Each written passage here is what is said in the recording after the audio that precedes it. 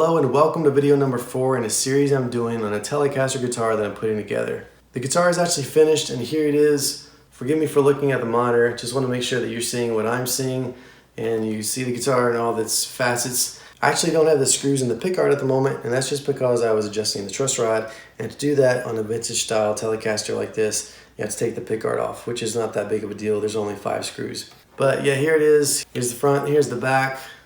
Here's the back of the neck and the body. So just as a quick recap, video number 1 was sort of an overview on the project. I told you a little bit about the body of this guitar. The body itself is a road-worn Telecaster made in Mexico, nitro finished. I got it from Stratosphere, and I won't go into all the details because that is included in that first video. Video number 2 focused on the neck that I got, which was not a road-worn neck. It is a neck from Musicraft that has been customized to my liking as far as the back profile, the frets, the radius, and all that good stuff. The idea for me was to essentially have a custom shop style guitar without paying $3 to $4 grand for it. I would probably put this in a class of like a journeyman relic or a light relic. It does not really have heavy relicking, but it does sort of have tasteful relicking along the edges of the guitar. And as you can see on the back, I'm not really a huge fan of this sort of white showing through. I hope it wears over time a little bit more naturally. And of course I did this to the back of the neck. This is maybe too extreme for a lot of people, but I like the back of the neck to be satin and sort of smooth finish, which a lot of people do, but I also wanted it to be kind of worn in as well. Video number 3 was about the fact that there were some things I did not like about the neck that I got from Musicraft. There were some things that I felt that they did not get right that I requested. Now those were things that were sort of cosmetic in nature, nothing sort of functionally about the neck was wrong. The materials were right, the frets and the profile and all that good stuff. But instead of keeping a neck that I really wasn't satisfied with, or the other option, sending it back to Musicraft at a loss, I decided to fix these things on my own. And that's what video number 3 is about. But in this video, we're going to talk about prepping the neck before finishing. When I got this neck from Musicraft, and I've only had one other neck from them, the fret ends were pretty good, but not as smooth as I would like. Also, one of the things that I specified from Musicraft was a light rolling of the fretboard edges. If you're not familiar with this, then I'll try to kind of explain it. So where the edge of the fretboard is, where it starts to roll off to the back of the rounded profile of the neck, there's a corner essentially. Now when you have a brand new neck and it's gone through the CNC machine, or maybe it's handcrafted, it's kind of got a sharp edge. Let's just say this is your fretboard and this is the back of the neck. Well, right in this area, you get a fairly sharp kind of an edge. So rolling the fretboard essentially takes that edge down and makes it more comfortable and makes the neck feel more worn in and playable. So that's really it for this video, talking about making the fret ends a little bit more smooth and talking about rolling the fretboard edges. So I will say this, there are plenty of videos out there on YouTube about how to do fretwork.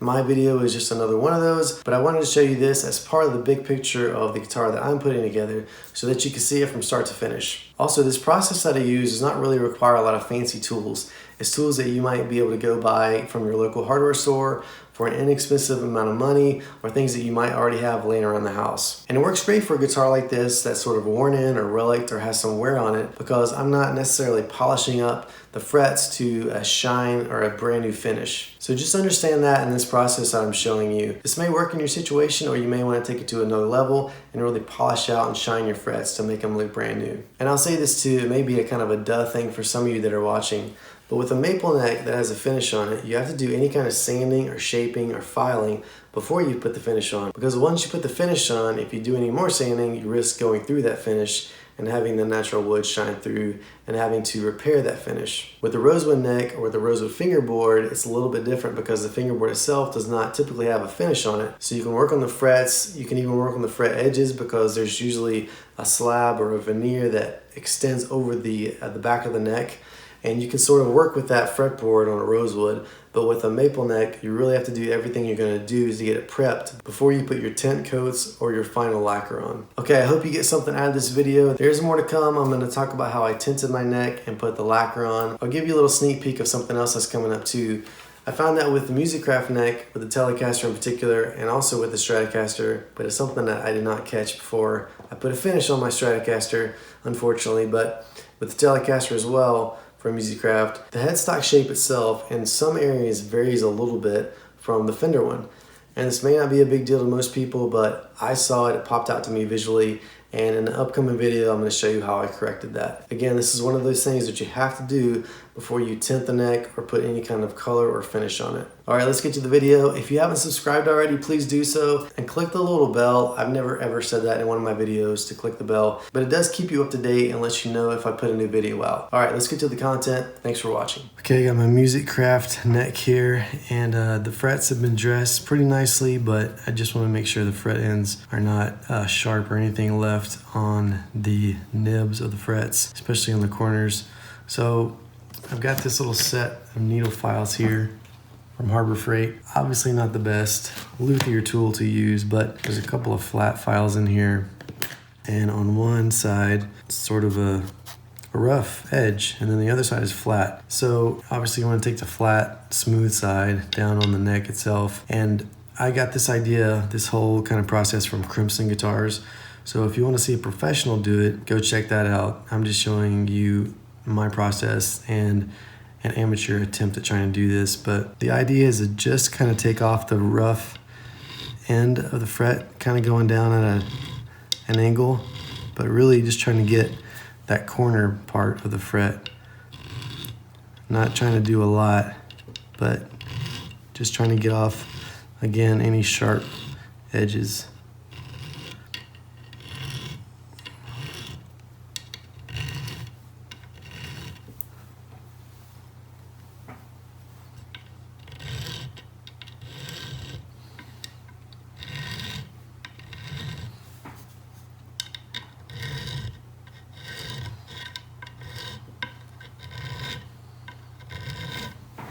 So if you have a real luthier's file, then one side is flat and the other side is rounded.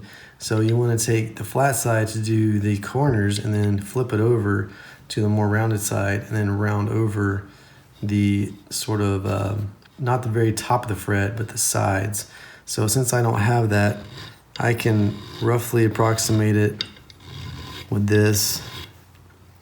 Again, not trying to get off too much, but just kind of smoothing off the edges a little bit. And again, I'm not a professional, so just doing the best I can. I have done this with my Strat before, but that is the only time I've ever done it. So again, I'm just showing you to be open, forthright in what I'm doing, hoping it helps you. And we'll see how it goes. There are more steps in this, and I'll show you that as I go.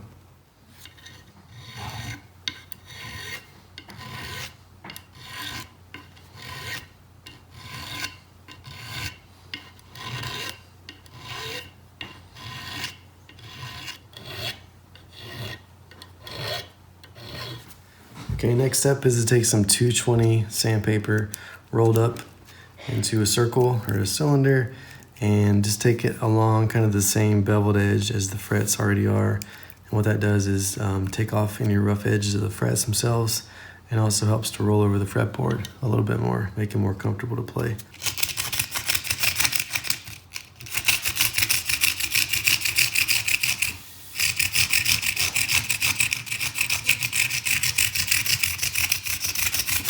Okay, next step is to take 320 paper and do the same thing, roll it up into a little cylinder and go across the frets in the same manner so that you further smooth out any kind of rough edges that you got with the 320.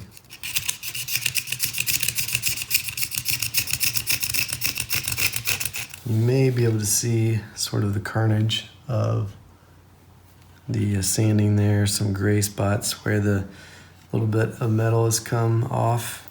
So I'm just going to take a damp paper towel and clean off the edges.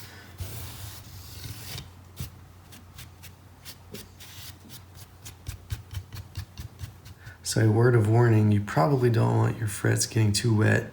You don't want moisture probably going down in there and making the wood expand and popping your frets out for any reason. So I quickly went with the dry paper towel and just dabbed off any wet spots I saw. So again, just a heads up, I don't know that for a fact, but I know wood expands, and I know when I wet sanded my last guitar, even though I failed miserably, that was one of the warnings. You don't want water going down any crevices of the wood, like tuning hole places, things like that, where wood can expand, paint could chip off, things. I mean, I obviously don't have any paint on this guitar, but it's just probably not best to keep the wood wet. So another trick you can do to roll the edges of the fretboard is take something like a screwdriver and just go along the edges like so. This is not my original idea. Got it off YouTube from somebody else. So, but you know, it's supposed to kind of compress the edge of the board, the fibers of the wood, and give it that sort of broken in feel, which, you know, I can already feel it right there. Just feels a lot more broken in. You know, you have to do this obviously before you finish a maple neck. If you have a rosewood neck, you can do it basically anytime, unless you have lacquer on or poly on this edge. You want to stay away from that because you could definitely start cracking the lacquer off. But it's just an idea. You can also do it with a razor blade, and there are other videos on YouTube. So check those out. It's probably just more than anything kind of a feel. Just the more you do it, or as you go, you kind of get a feeling of what you're doing. You don't want to do any kind of scalloping unless maybe that's what you're going for, but just kind of, again, compressing those fibers and rolling over the edges. I don't have it figured out, but I take